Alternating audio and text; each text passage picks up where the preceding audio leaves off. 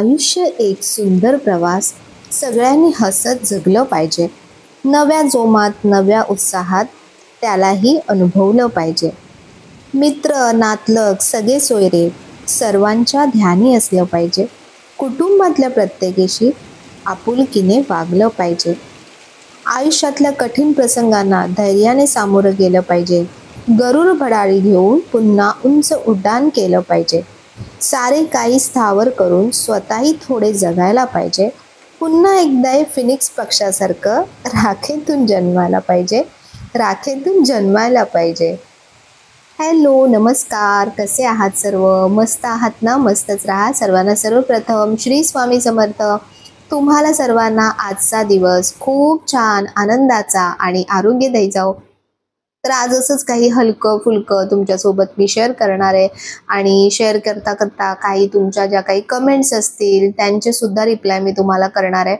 तर सकाळी सगळं आवरलं ना, म्हणजे पूर्ण सकाळी म्हणण्यापेक्षा 11, 11:30 हा जो टायमिंग असतो, तर सगळं माझं जेवणाचं वगैरे संपूर्ण आवरलं ना की संपूर्ण असा ओटा, त्यानंतर म्हणजे किचनचा प्लॅटफॉर्म, त्यानंतर शेगडीच्या ह्या ज्या जाळ्या असतात त्या सगळ्या एकदम पूर्ण व्यवस्थित घासून क्लीन केल्या ना की दिवसभर आपला जो किचनचा प्लॅटफॉर्म असतो ना तो असा छान फ्रेश आणि मस्त असं चकचकीत राहतो. त्यानंतर मग रात्री जेव्हा परत सगळं आवरलं जातं ना तेव्हा एकदा परत ही गोष्ट करून घेते. त्यामुळे तुम्ही बघत असाल की किचन नेहमी व्यवस्थित स्वच्छ वाटतो. आणि इथे कसा हा प्लॅटफॉर्म पांढऱ्या रंगाचा आहे त्यामुळे थोडंसं आणखीन जास्त काळजी याच्यासाठी घ्यावी लागते. तर आता इथे किचन माझा असा खूप मोकळा मोकळा वाटतोय. तर मला असं वाटतंय की मधला जो पोर्शन आहे ना तिथे काहीतरी चिटकवावं. तर करू का तसं काही, ते पण तुम्ही मला सजेस्ट करा, किंवा आणखीन मी काय करू तिथे. तर आज सकाळी सगळं हे जे वरचे पोर्शन्स असतात ना स्पेशली तिथे खूप धूळ जमा होते आणि दिसत नाही. आणि इथे कसं सगळीकडून मोकळा आहे ना तर बरीच धूळ येते. नवीन जरी असलं तरी इतकी धूळ येते ना पुसताना, म्हणजे लांबून आपल्याला दिसत नाही पण जेव्हा आपण जवळून पुसायला गेलो ना तर धूळ हाताला लागते आणि कळते की धूळ बसलेली आहे. तर एक फडका तर मारावाच लागतो. आठवड्यातून एकदा का होईना, रोजचं जे जवळचं जे दिसतं समोर त्याचं रोजचं डस्टिंग असतं. पण ज्या अशा गोष्टी असतात की ज्या आपल्याला डोळ्याने कधी कधी दिसत नाहीत, आडोशाला असतात, तर त्यांच्यावरती 15 दिवसातून, महिन्यातून एकदा तरी असं स्वच्छ लखलखीत केलं ना की आपलं घर कसं नेहमी असं छान फ्रेश राहतं. तर इथला बाहेरचा जो हा पोर्शन आहे ते इथे रोज सकाळी संध्याकाळी मी दिवा लावते. त्यानंतर स्वामींची जी ही फ्रेम आहे नावाची ती इथे समोर लावले. इथेही बरंचसं काम मला असं म्हणजे अजून काही काही करायचंय पण अजून बरंचसं काम पेंडिंग आहे. तर चला पहिले मी तुम्हाला एक खूप मस्त गोष्ट दाखवते की जिथे पहिले मी स्वामींची फ्रेम लावली होती ना तर तिथे आता आपली मस्तपैकी अशी नावाची पाटी लागलेली आहे. श्री रविकांत, सौ मेघांजली कोळी आणि निष्ठा कोळी. तर अशी छान वाटते. इथे मी लाकडाचीच लावणार होती पण नंतर विचार केला की लाकडामधून आहे ना लाईट्स आपल्याला सोडता येत नाहीत, मग परत एक्स्ट्रा लाईट फिटिंग्स करावे लागतात. तर त्यामुळे मी इथे ही ॲक्रेलिकची बनवून घेतली आणि अगदी मस्त दिसते बघा. आणि आपण आतमध्ये एंट्री केली की समोर अशी छान स्वामींच्या नावाची प्लेट आपल्याला दिसते. तर हा पोर्शन खूप असा मोकळा मोकळा वाटतोय ना. इथेही काहीतरी करायचंय म्हणून तुम्ही खूप मागे लागलात, होम टूर द्या, होम टूर द्या. पण माझं बरंचसं काम सगळं बाकी आहे अजून. मी तुम्हाला नेक्स्ट व्हिडिओमध्ये कदाचित सांगेन की खरंच काय काय बाकी आहे. तुम्ही बघा सगळं घर असं असं एकदम मोकळं मैदानासारखं दिसतंय. जागा सगळीकडे रिकाम्या जागा भरायच्यात सगळ्या. तर म्हणून मी होम टूर देत नाहीये, कारण मग ते अर्धवट दाखवल्यासारखं होतं. तर अजून बघा बाहेर सोफा नाहीये, या साईडला मला अजून काय काय 2-3 गोष्टी करायच्या आहेत तर त्या बाकी आहेत. हे फक्त जे मेन फर्निचरचं काम होतं ना ते मी करून घेतलं होतं, पण अजून बरंचसं काम माझं सगळं बाकी आहे. तर म्हणून मी थोडंसं थांबते. तर हे कॅलेंडर बघा, आपल्या म्हणजे महिना चेंज होऊन जातोय पण कॅलेंडर चेंज करायचं आपल्याला कधी कधी लक्षात राहत नाही. तसंच माझं झालं. मग मी काहीतरी बघायला गेली आणि तेवढ्यात मला आठवलं की अरे कॅलेंडरचं पेज तर बदललंच नाहीये. तर असं करू नका. कॅलेंडरचं पेज वेळोवेळी बदलत चला. जो पण महिना आपला चालू होतो ना आपल्या कॅलेंडरवर तोच महिना दिसला पाहिजे. आणि या कॅलेंडरच्या मागे ना हे लक्ष्मीबागचं कॅलेंडर आहे, म्हणजे एक पतपेढी संस्था आहे तर त्यांचं हे कॅलेंडर आहे. आणि त्यांनी मागच्या बाजूला इतकी सुंदर माहिती सगळी दिलेली आहे ना म्हणजे राशी भविष्य तर असतंच महिन्याचं, पण त्याचसोबत त्या महिन्यामध्ये साखरपुड्यासाठी विवाह उपयुक्त म्हणजे वेगवेगळे मुहूर्त कुठले असतात ते त्यांनी दिलेत.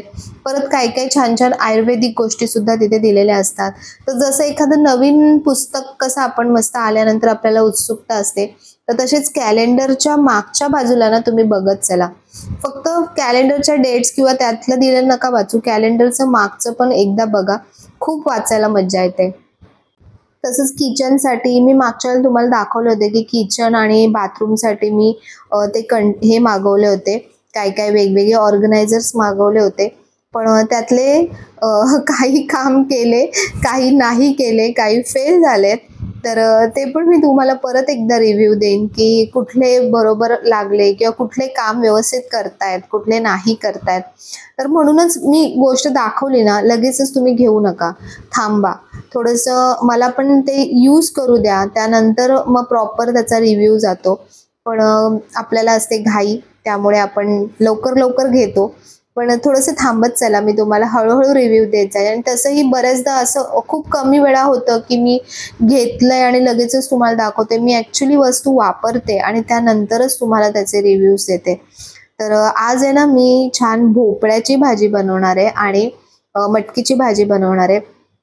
तर भोपळा बऱ्याच जणांना आवडत नाही. दुधी, भोपळा या ज्या फळभाज्या आहेत ना, यांच्यामध्ये खूप जास्त विटॅमिन्स, मिनरल्स या सगळ्या गोष्टी असतात. पण आपण त्याच भाज्या आपण खाण्यासाठी म्हणजे सगळ्यांचे तोंड वाकडे असतात. तर भोपळ्याची भाजी ना अशा पद्धतीने तुम्ही बनवून बघा. इतकी टेस्टी लागते ना, कळणारच नाही की खरंच ही भोपळ्याची भाजी आहे का. आणि भोपळा वगैरे मी काय करते, थोडा थोडा चिरून ठेवते. मग कशामध्ये वापरता येतो, म्हणजे एक तर सांबारमध्ये टाकता येतो किंवा अशा प्रकारे भाजी बनवली ना तरी मस्त लागते. तर ज्या ज्या गोष्टी लागतात भाजी, डाळ सगळ्या गोष्टींसाठी, तर मी एकदाच सगळं फ्रीजमधून सामान काढून ठेवते. आणि हा बघा, हा जो डब्बा आहे तुम्ही विचारला होता, तर हा टपरवेअरचा डब्बा आहे. आणि मला मिरच्या कशा आपल्या जास्त क्वांटिटीमध्ये आपण आणून ठेवतो, तर मिरच्यांची देठं अशी काढून ठेवली ना प्रॉपर, तर बघा तुम्ही सगळ्या मिरच्या अगदी हिरव्याच्या हिरव्या आहेत. आता जवळपास आठवडा झाला असेल मी या मिरच्या स्टोअर करून ह्याच्यामध्ये. आणि याला पुढे जे नॉब्स दिसतात, जे बटन दिसतात, त्याच्यामधून हवेचं सर्क्युलेशन आतबाहेर होत राहतं. तर त्याच्यामुळे आतला जो पदार्थ आहे ना तो चांगला राहतो. तर म्हणून यामध्ये मी मिरच्या ठेवते. त्यानंतर जे लसूण आहे, तर लसूण मी काचेच्या बॉटलमध्ये ठेवते. प्लास्टिकमध्ये ठेवलं ना त्याला लवकर लसूणला मोड येतात किंवा कधी कधी लवकर खराबसुद्धा होतात. तर म्हणून मी काचेच्या बॉटलमध्ये ठेवते लसूण सोललेले. आणि तुम्हाला एक गोष्ट सांगते की जी मला हल्ली हल्ली आता माहीत पडायला लागले, की पेस्ट जी आपण करून ठेवतो, अद्रक लसूणची जी पेस्ट करून ठेवतो, तर ती ना आपल्या ॲक्च्युली हेल्थसाठी चांगली नसते, कारण त्याच्यामध्ये एक रासायनिक प्रक्रिया होत असते. तर म्हणून जेवढा तुम्ही समजा लसूण खातच असाल, आपल्याला लागतच असेल, भाज्या वगैरेमध्ये लागतोच, तर अशा प्रकारे लसूण कच्चा सोलून ठेवा.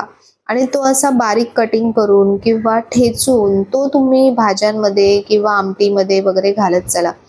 जे आपण बनवून ठेवतो ना पेस्ट, ती अजिबात आपल्या हेल्थसाठी चांगली नसते. आणि बाहेरून आणलेल्या पेस्ट तर अजिबातच वापरू नका, कारण त्याच्यामध्ये इतक्या जास्त प्रमाणामध्ये प्रिझर्वेटिव्स असतात ना की ते खूप म्हणजे ते लाभदायक तर नसतातच, पण नुकसान आणखीन जास्त करतात.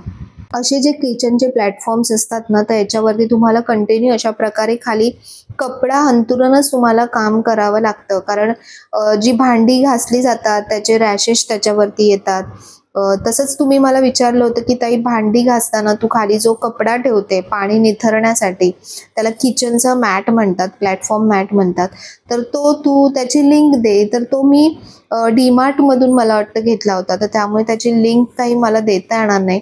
तर अशा स्टोअरमध्ये तुम्हाला इझिली अवेलेबल होऊन जातो. तर आता मी भोपळ्याची भाजी आमच्याकडे पण खूप कमी खातात, म्हणजे मीच खाते असं म्हटलं तरी चालेल. तर म्हणून थोडीशीच बनवते. ही छोटीशी कढई आहे माझ्याकडे, तर थोड्याशा क्वांटिटीमध्ये असेल ना तर ह्या कढईमध्ये बनवते. अगदी इझी, म्हणजे अगदी सोप्या पद्धतीने बनवते बघा. पहिले थोडीशी मोहरी टाकली, थोडंसं जिरं टाकलं, तुम्हाला आवडत असेल तर घाला, नाही टाकलं तरी चालतं. त्यानंतर जी लसूण थोडीशी ठेचून घेतली होती, म्हणजे बारीक करून घेतली होती एकदम, ती घातली. थोडासा कढीपत्ता घातला एकदम फ्रेश मस्त. आणि स्पेशली फळभाज्या ज्या असतात ना त्याच्यामध्ये मिरचीचा वापर करायचा, त्यामुळे त्या भाज्यांची चव आणखीन द्विगुणित होते. जर फळभाज्यांमध्ये तुम्ही ना तिखट घातलत ना तर त्यांची चव जी आहे भाज्यांची ओरिजिनल जी चव ती मारली जाते बहुतेकदा. तर आता कांदा घातला, कांदा वगैरे सगळं थोडंसं असं छान ब्राऊन होत आलं ना की त्यामध्ये थोडीशी हळद आणि गरम मसाला घातला. यामध्ये तुम्ही धने जिरे पूड सुद्धा घाला, आणखीन छान लागेल चव त्याची. त्यानंतर हे बघा मी भोपळा असा चिरून ठेवला होता, भोपळ्याचं वरचं जे आवरण असतं ते काढून टाकलंय आणि मस्त अशी भोपळ्याची भाजी, छान शिजतो भोपळा मस्त. आणि भाजीची चव खरं सांगते खूप खूप खूप चांगली लागते. तुम्ही बनवून बघा, तुम्ही खाऊन बघा. आणि ह्या भाज्या ना खरोखर आपल्या रोजच्या आहारामध्ये असणं खूप गरजेचं असतं. तर आता ती भोपळ्याची भाजी मी तिथे दुसऱ्या गॅसवर चढवली, छोट्या गॅसवर ठेवली आणि तोपर्यंत मी जी मटकीची भाजी आहे तिला फोडणी देते. तर स्प्राउट्स तुम्हाला तर माहितीच आहे की आता जे पण फिटनेस कॉन्शियस वगैरे असतात तर त्यांना खूप ॲडवाईज केलं जातं की सकाळी सकाळी नाश्त्यामध्ये तुम्ही स्प्राउट्स घ्या किंवा जेवणामध्ये स्प्राउट्स घ्या. तर कडधान्य आपल्या रोजच्या आहारामध्ये खूप महत्त्वाचं काम करतात. तर तुम्ही असं व्यवस्थित प्लॅन करा की आठवड्याचे जेवढे दिवस असतात त्याच्यामध्ये 2-3 दिवस किंवा सकाळी फळभाजी, संध्याकाळी कडधान्य किंवा असं डिवाइड केलं ना तुम्ही व्यवस्थित तर सगळ्या भाज्या आपल्या पोटात जातील. तर आता बघा मटकीची भाजी तर नॉर्मलच बनवते मी. थोडंसं तेल घातलं, कांदा घातला, लसूण घातला आणि त्यानंतर छान त्याला मिक्स केलं. त्यानंतर तिखट, हळद, गरम मसाला थोडासा आणि त्यानंतर आता यामध्ये टोमॅटो घालायचा आहे.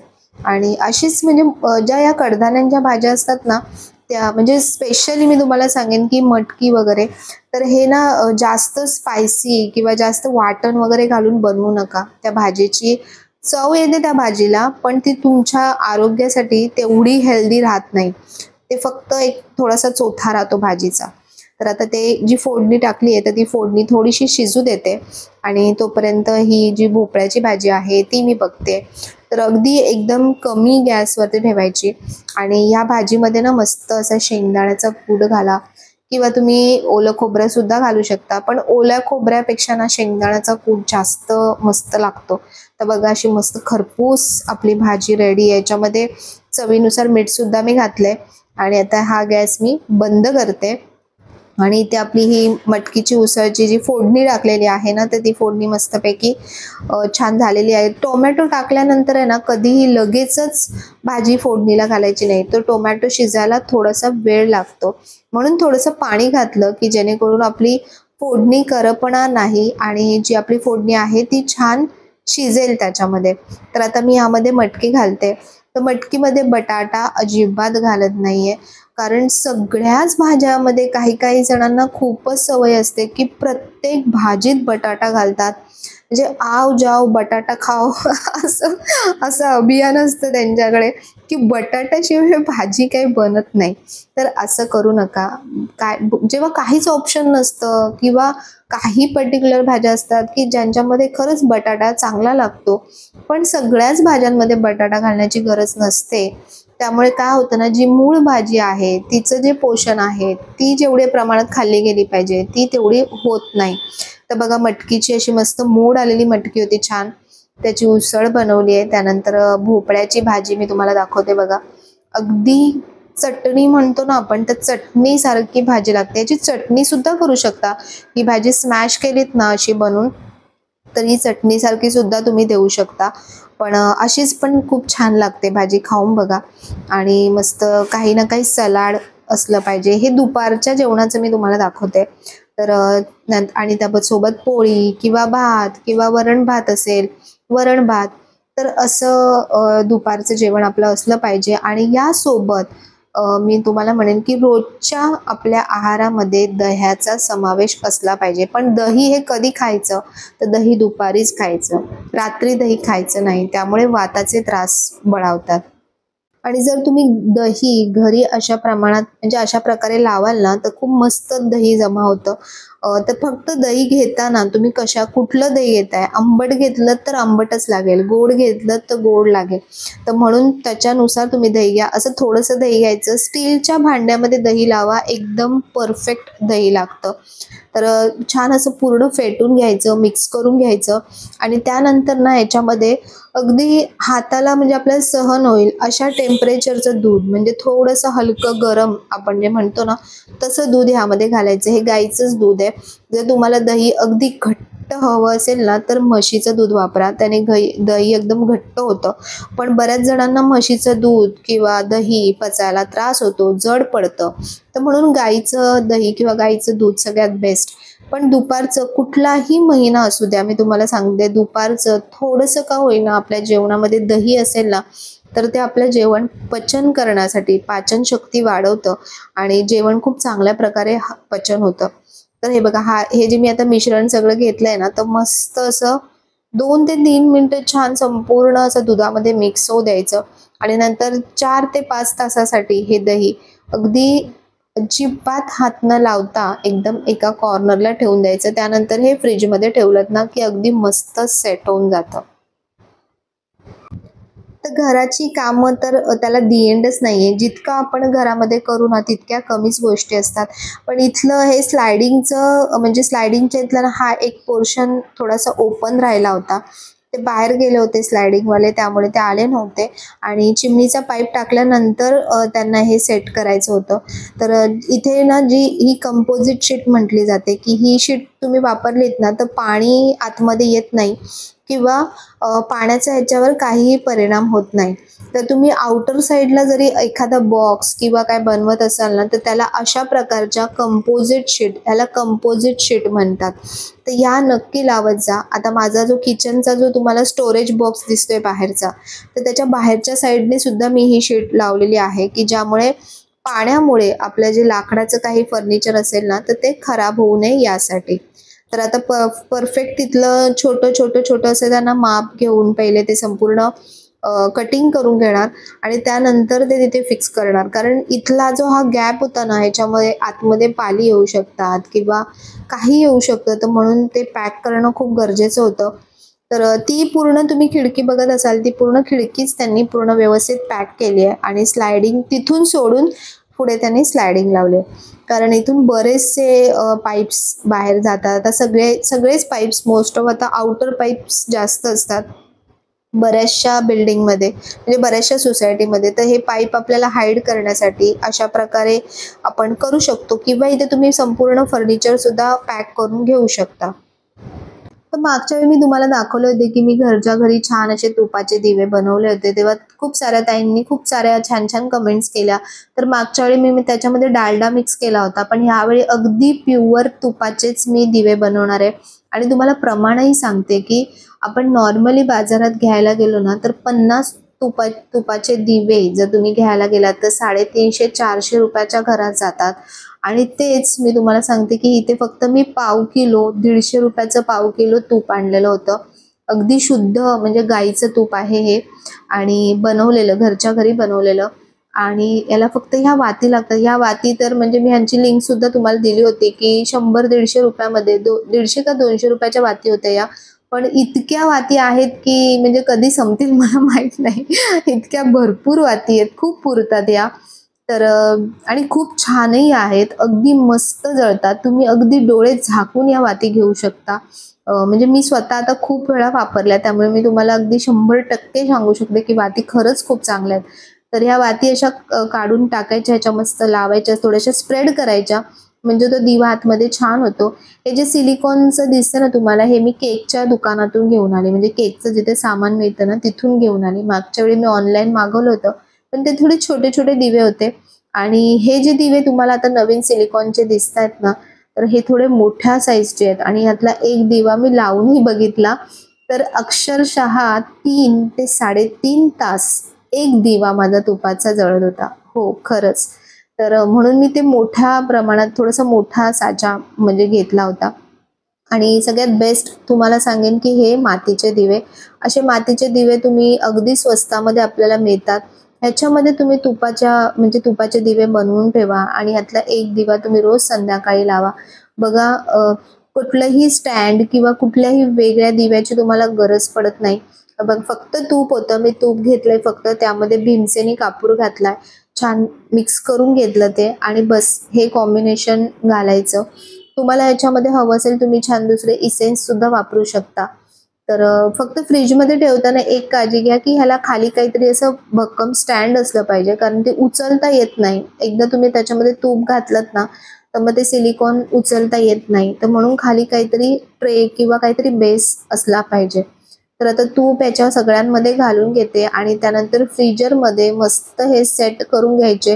बघा 1/2 किलो तुपामध्ये माझे किती सारे दिवे बनलेत. म्हणजे आता हे 15 प्लस 3 हे 6, त्याच्यानंतर सुद्धा मी पुन्हा 6 दिवे बनवले होते.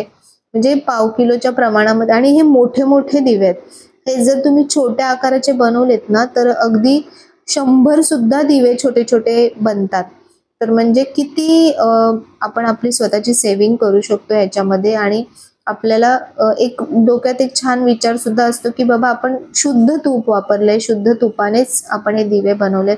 तर आठवड्यातून एकदा हा एक्सरसाइज आपण नक्कीच करू शकतो. आठवड्याभराचे दिवे तुम्ही बनवून ठेवू शकता.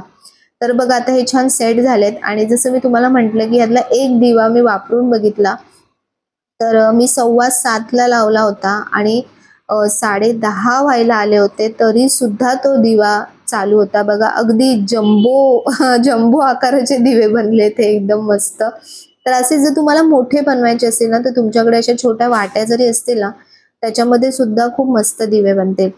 तर असेच काही हलक्या फुलक्या गोष्टी मी तुमच्यासोबत आज शेअर केल्या. तर तुम्हाला जर व्हिडिओ आवडला असेल तर नेहमीप्रमाणे व्हिडिओला लाईक करा, शेअर करा, सबस्क्राईब करा. पुन्हा भेटूया आपण उद्याच्या नवीन व्हिडिओमध्ये. तोपर्यंत सर्वांना बाय आणि सर्वांना श्री स्वामी समर्थ.